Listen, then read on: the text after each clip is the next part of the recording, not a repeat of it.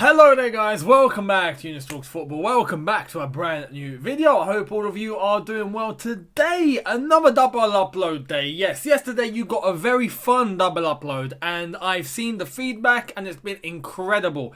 Honestly, I gave you guys a Chelsea video early in the day. If you haven't seen it, check it out. I'll leave a link right here. And then afterwards, in the evening, I dropped the first Reddit video on this channel. And I have to say that was a lot of fun doing. That was a lot of fun making.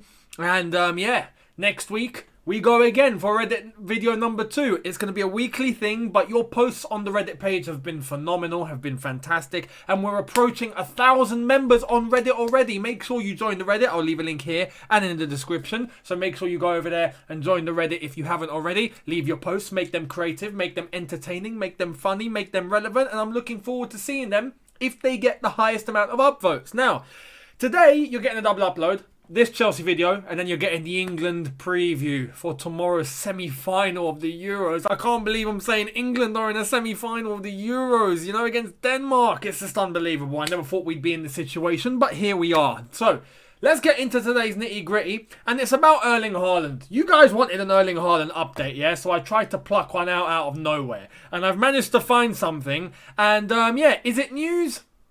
Nah, technically, yes, but realistically, no, not really. And I'm going to address it, but let's check out what the latest is. Erling Haaland is very interested in joining Chelsea, but it will take a massive offer to convince Borussia Dortmund to sell the 20-year-old. And that was by Dean Jones, who writes for Bleacher Report, after going on the football terrace and mentioning this. And he went on and he spoke for quite some time talking about how Haaland is interested and Chelsea are, you know, preparing and they're making things ready and Haaland wants to move. And personal terms, easy. It's just about a fee to Dortmund. Well, you know, it's nice hearing that, but we've heard that for the past, what? I don't know, month now? What's going on? You know? Now, I'm not necessarily someone that's going to come on like social media, for example, and start going, oh, Chelsea, hurry up, you know, start making moves. You know, what are we waiting for? Come on, hurry up. This is a joke. You're a disgrace. We're not getting Haaland, are we? We're going to have a shocking window. We're not going to buy anyone. It's going to be... And then they just go into a meltdown. I'm not that, because I know that realistically, Chelsea like to do things in quiet. Chelsea like to do things in secret. This is the world's worst secret ever, but still, Chelsea like to do things under the radar and not give much publicity, and they definitely do not allow much to leak. That's one big thing. If it does leak, it means that things are already advanced and things are happening. That is how it runs at Chelsea Football Club. So when I think of it in that aspect, I'm like, okay, I understand if we're not getting much information, cool. But normally, what tends to happen is rumours start to pop up slowly, but they don't stay where they are. You know, you start hearing a little advancement, and then you hear another one, and then you hear another one, and it starts progressing, whereas behind the scenes, things are already rolling. With this, for about a month now, all we've heard is, yeah, Haaland's very interested. Haaland would be happy to come to Chelsea. Chelsea are Champions League winners. He'd come in and settle very, very well. Personal terms, not a problem. You know, and Chelsea are going for Haaland. Chelsea will be making a bid. Chelsea are interested. Chelsea want Haaland. He's the number one target. Chelsea will be pursuing Erling Haaland. And I'm just like, okay, nice. I like that. Now what? You know, because it's been a month. I could understand if Haaland was at the Euros or whatever. But apparently Haaland will be reporting back to training next week. Why does he have to report back to training? You know, and I'm glad that he's training. Obviously, he's going to get ready for pre-season and all that. But we've got, if I'm not mistaken, I'm looking at the dates now, 6th of July today. We've got until 31st of August. So we've got about 7 weeks until the transfer window shuts. Now, for the summer window, you know, we're pretty much halfway through. You know, it opened in June. We're approaching mid-July now. So we're halfway through the window and nothing's happened.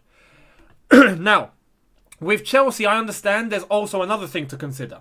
there's going to be loads of outgoings. There's going to be players leaving. There's going to be players being sold. And that's going to, I think, add to the funds in order to get this deal done, even though we have a budget and we can afford to get Erling Haaland. But it's logical, and Chelsea like to do things like that, one in, one out. So we'll see.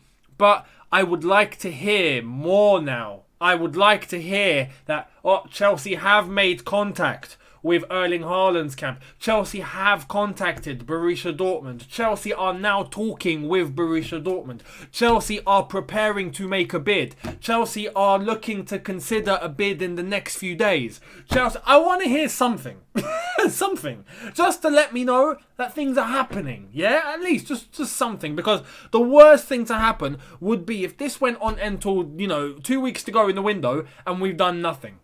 And then I'd start getting worried. At that point, I would start getting worried. And I know a lot of you are already worried, and I've tried to reassure you that I know Chelsea like to do things quietly, and Chelsea like to do things behind the scenes, and Chelsea like to do things, in secret, and try and get deals done, on the quiet, and then it all comes out afterwards. That is how we've done it. You remember the whole Kai Havertz stuff when that happened last summer? Do you remember how long that went on for? Flipping hell, we pretty much all nearly turned into skeletons because of that, and we got it over the line. But Chelsea were confident and they were doing business without saying anything, and that is what I'm hoping is happening now with Erling Haaland. So fingers crossed, fingers crossed.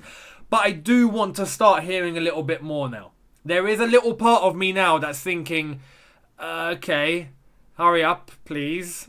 Even though on a scale of 1 to 10, 10 being most worried, 1 being least, how worried I am that we won't sign Haaland and possibly no one, I'm at a 3. I'm not worried. But there is a little bit at the back of my head going, hey, Younes, what if? What if? And I don't want that what if. Get it out of my head now. And for me to get it out of my head, I need to start hearing things. I need to start hearing that Chelsea are making some moves, yeah? So fingers crossed in the next few days, next week or 2, tops, I want to start hearing that we are preparing, that we're talking, that things are happening. So fingers crossed. Now, another thing with Haaland is from Jan-Åge Fjørtoft. If you remember Jan-Åge Fjørtoft, Norwegian reporter, and apparently very closely linked with the Haaland family. He says this. So, you hear this, you think, yeah, you know what? This is legit. Check this out. R.E. Erling Haaland. We know he is Chelsea's first choice as their new striker. But so far, no significant development. Erling will meet up at Dortmund this week for training. And that just confirms what I've just said. And that is very reliable. When it comes to Erling Haaland, that is extremely reliable. So that's a name to look out for. If you're on Twitter, make sure you got your eyes on Jan-Åge Fjørtoft. But yeah, look, as he said, we know he is Chelsea's first choice as their new striker. Well, let's go and get him then. Please? Please, in the next couple of weeks, fingers crossed, we get that wheel in motion. Now, to end the video, I want to talk about something that I hope is going to help unify the Chelsea fan base, because over the last 24 hours, I've seen this story pop up, and old arguments have rearisen. Is that a word? Rearisen or arisen? Or what's recurring rising? This isn't an English grammar class. Let's just get to the story. Here it is. Maurizio Sarri admits he made a sensational mistake in leaving Chelsea for Juventus, claiming Marina Granovskaya wanted him to stay. Now, so Sarri regrets leaving Chelsea Football Club. And because of this, I've seen the flipping backlash on social media between Chelsea fans again, a thing that I haven't seen in a while. But it's just crazy, the clans that we have amongst this fan base. You got the Sarristas, yeah, you got the Jorginho fanboys, you've got the Lampard-ins and Lampard, Lamps, and then you've got just the ordinary Chelsea fan that understands how valuable all 3 were in their own ways, in their own rights, understands the flaws that all 3 had in their own ways, in their own rights, and just wants what's best for the club. And I'm amongst that group. Look, this is crazy. I understand Sarri, what the point he was trying to make is that at the time, he misjudged the situation by wanting to go back to Italy, because once he did go back to Italy, he then realised that was a bad idea and he should have stayed at Chelsea. Now, I respect that. I'm sorry, decision made. You've made your bed, so you got to lie in it now, Maurizio. I'm sorry. But, what I want to discuss isn't necessarily about Maurizio Sarri. That's his life and his career, and he's made that decision. What I'm coming here to say is, let's not really focus that much on the past in terms of decisions like this, because look at what has happened as a result of decisions like what Sarri did. He left. We had to look for someone. We got Lampard in. That whole saga with Lampard happened. And then what happened? We got Thomas Tuchel. Now we're with Thomas Tuchel. What happened? We won the Champions League. Things happen for a reason. Yeah, that is the message that I want to let you guys know of today to end the video. Things happen for a reason. In football, in your own life, in whatever. I see it, for examples, in my life. Sometimes what looks like a terrible thing happening, immediately around the corner, you find 3 good things happen. Or things so great, and then you find one bad thing happen to destroy everything, and you think, oh my God, my life is ending, my life is ruined, oh my God, this can't get any worse. And then just a bit more time down the line, boom. Things just start happening, and it's because of that bad thing that you are led to some very good things and good opportunities and good things happening to you. It's the same with Chelsea. Maurizio Sarri made that decision himself. He wasn't sacked. As he said, Mourinho wanted to keep him. Chelsea wanted to keep him. There was nothing wrong that he'd done. In relation to the result, some people had a problem with his football. Some people had an issue of what he was trying to do, mainly because the squad wasn't adapting to it very well, except for the end of the season where we started to see some clicks going on. But still, it wasn't that fantastic. We managed to get top 4 very, very late, but we got top 4 and we won the Europa League final. We got a trophy. So at the end of the day, everyone was satisfied, but hoping that we progress. He wanted to go. He was homesick. He went back to Italy. Cool. We got to look forward. We got to move. We went for Lampard. Now, Lampard comes in, starts off great. We get top 4, this, that and the other. No transfer ban, no players. We get youth players promoted, all sorts of circumstances. We get top 4. Fantastic. And then we move into this past season that's just gone. We perform badly. We start off well. We perform really badly. Lampard gets sacked. We get Tuchel in. Boom. Champions of Europe. This is what I'm saying. You have to adapt and you have to learn with things that happen like this. What I saw last night on social media was the old Sarristas, or Sarristas, or the old Sarri hardcore fans that are coming online and fighting amongst the people that were so anti-Sarri at the time and wanted him out, Sarri out, clashing again. And I'm like, look, this is a feud that ended like years ago, guys. Come on, get over it. Get over it. We've gone on to bigger things. We're champions of Europe now. What the hell are you complaining about? It's crazy. And I just wanted to say this because, as I said, I'm seeing some Sarri, fanatics. I'm seeing the people that wanted him gone. I'm seeing the Lampard fanatics. I'm seeing the people that wanted him gone. And I'm seeing just ordinary fans that are happy with the way that Chelsea are functioning at the moment. Everyone just needs to understand that we are in a very good position now. Simple as that, and there's no need to clash. There's no need to start firing shots at each other because right now we've managed to adapt. We've managed to move on from what we were, and we are champions of Europe, and we're on to big things, and we have a manager that everyone can agree knows exactly what he's doing. There were some flaws with Sarri. There were some flaws with Lampard. There were some good things with Sarri. There were some good things with Lampard. Sarri laid the foundation for what we have now. That is definitely one thing. Was he taking advantage of it at the time? No. And I don't think he necessarily had the personnel to do it. But that is something that just, you can't really expect to take too long on because it's the Premier League and it comes with pressure. Lampard came in, we understood. New on the block, new manager, cool. Club legend. And that bought him a lot of time and that bought him leeway. But when it gets to it and you just got to be real, he was not good enough. Simple. And he's got loads to learn, and I hope he succeeds. That is where you just need to come to a level of understanding.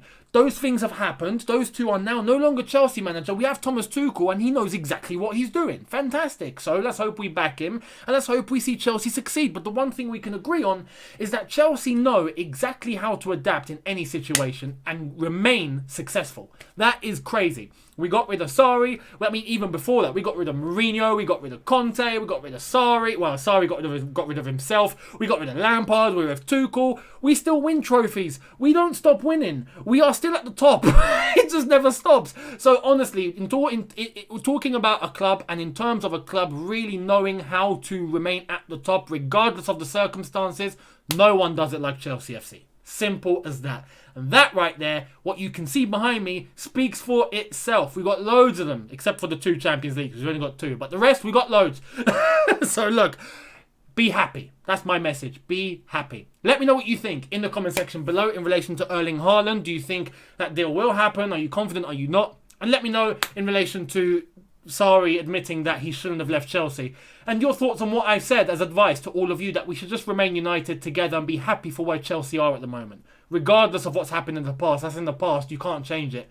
Right now, we're on top of the world and we're coming for the Premier League title next season. So let's all get on the same page. Do you agree or disagree? Let me know in the comments. Thank you all so much for watching. Hit the subscribe button if you are new. Hit that notification bell to be notified once I've uploaded. And I'll see all of you for the England preview. Smash like if you've enjoyed this. I'll see you later. Have a good one. Look after yourselves. Take care and peace.